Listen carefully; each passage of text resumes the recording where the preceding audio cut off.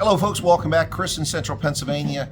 A very bizarre story unfolding in South Africa where former President Jacob Zuma is accusing current President Cyril Ramaphosa of using Stalingrad tactics to delay his impeachment process. Now, hello, kettle, this is pot. You are black. Talk about hypocrisy. This is exactly the strategy that Ramaphosa is now employing, the same one that we've seen Jacob Zuma employ since the year 2003 when his first charge with corruption in the arms case where billions of dollars was swindled. It's amazing to see the ANC implode like this. A few days ago, we saw a businessman and ANC caterer deeply connected to the party, Tokyo Sexwally, call out Ramaphosa on the Sizwe and Pofu Walsh podcast, saying that the guy's a liar, that he's misleading the country. Now we have Jacob Zuma, ironically, of all people, saying that Ramaphosa is trying to delay his prosecution. Let me take a look at some of my notes on this here. Former President Jacob Zuma criticized President Cyril Ramaphosa's court bid to halt the Pala Pala impeachment process, calling it a tactic to delay accountability. Now that's a rich one, isn't it? That is very rich. Ramaphosa seeks to overturn the independent panel's report and stop the impeachment process. Opponents say this undermines constitutional accountability, and I would second that. Ramaphosa's lawyers also slammed the African Transformation Movement Party, which has accused Ramaphosa of Stalingrad tactics. Now, Ramaphosa's legal team described the African Transformation Movement's charge that Ramaphosa is engaging in Stalingrad tactics as political theatrics. Vuyo Zungula, of course, first brought this case against Ramaphosa back in 2022 after Arthur Frazier exposed the $580,000 in bank notes and crisp little bands around them of U.S. dollars illegally brought into South Africa, and clearly a money laundering operation, and delivered to the Pala Pala Game Ranch, which belongs to Cyril Ramaphosa. That money was not deposited in the bank. It was not declared to SARS. It was not declared to South African Reserve Bank. This person, according to Tokyo Sexwally, never arrived in the country at any immigration location. There's no record of him coming to the country. And supposedly it was to purchase a prize bull, or the bull semen, I'm not sure which. But whatever the case is, that bull was never purchased and never left the Pala Pala Game Ranch, and Cyril Ramaphosa had $580,000 not put in the bank, but his staff didn't even put it in the safe at the ranch. They put it in the couch cushions, money stuffed in the sofa. It's unbelievable. But here we are now, 4 years later nearly. Now, Ramaphosa stated in his court papers that if the National Assembly proceeds with the impeachment process, he's going to launch an urgent interdict application, and he filed his papers. He's done that.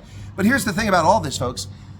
Ramaphosa, just before the Constitutional Court rendered his decision saying that he must face the music, said that he would abide by the Constitutional Court's decision. Yet he hasn't done that. He's making every effort to stop the impeachment process from going forward. What is he afraid of? If he didn't do anything wrong, then just let the world know about what's happening. But Ramaphosa wants to cover this up. Why? Ask yourself that. So, now in a direct attack on the integrity of the impeachment process, Ramaphosa's legal team responded to these valid complaints from the African Transformation Movement with the following comment. We hope that moving forward, we will not receive any further political correspondence disguised as legal communication.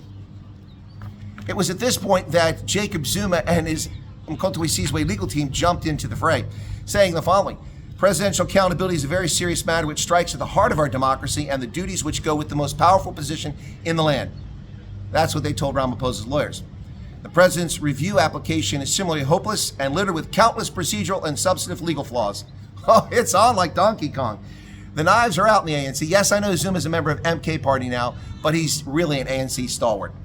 It constitutes a blatant abuse of the court process with zero prospects of success. I agree. Its sole futile intention is to delay the inevitable continuation of the impeachment committee inquiry, which is currently underway. I also agree with that assessment.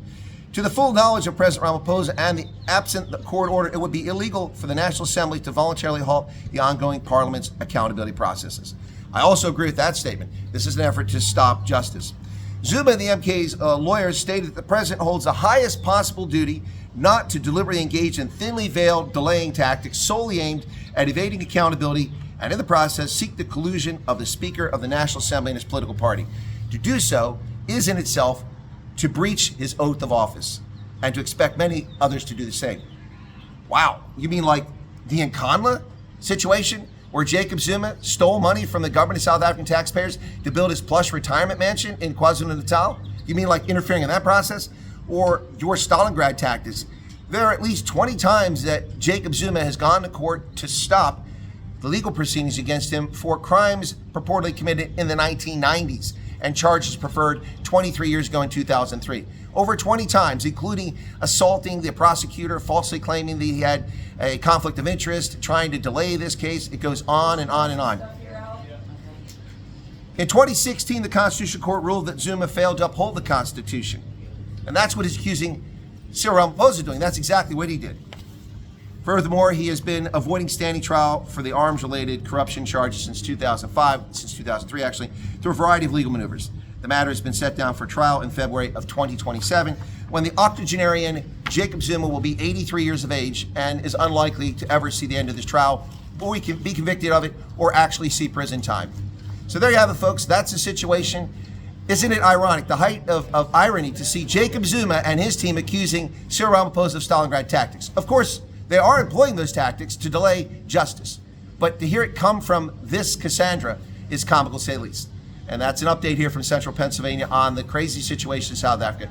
What say you, South Africa? Mzansi, cheers.